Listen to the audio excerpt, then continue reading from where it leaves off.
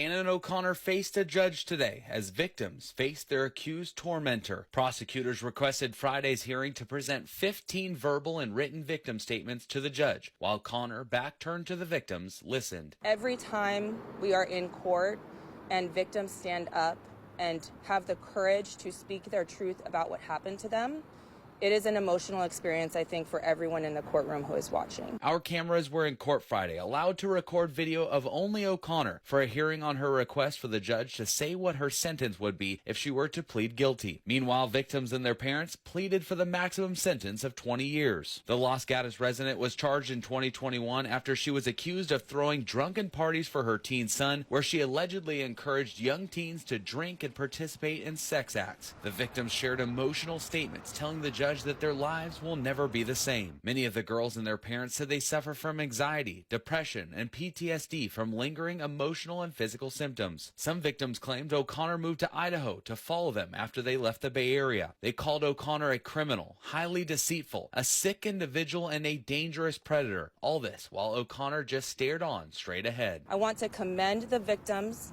and their parents for coming forward in this very difficult situation to let the judge know about how the actions of Ms. O'Connor continues to affect them to this day, such that that can be considered when the court gives an indicated sentence. In a new court filing Friday, prosecutors claim O'Connor has continued to commit crimes since she was taken into custody. First in Idaho, where she was arrested, then in San Jose, where she's been jailed since October of 2021. They claim she pressured her son and other teenagers to not cooperate with investigators, directed her husband to hide her finances, and later conspired with a girlfriend she met in jail to smuggle drugs into the Santa Clara County main jail and sell them to other inmates. O'Connor's legal team will meet with the district attorney's office and the judge privately on May 5th to discuss a possible sentence should O'Connor plead guilty to all charges. Legal analyst Stephen Clark says this case has been conducted in an unusual way thus far. Victims only usually speak at sentencing and not before, as they have done multiple times as this case has proceeded. Clark says this is not a guilt or innocence case, and the judge wants to hear all voices. She wants to hear from both sides, and especially from the victims,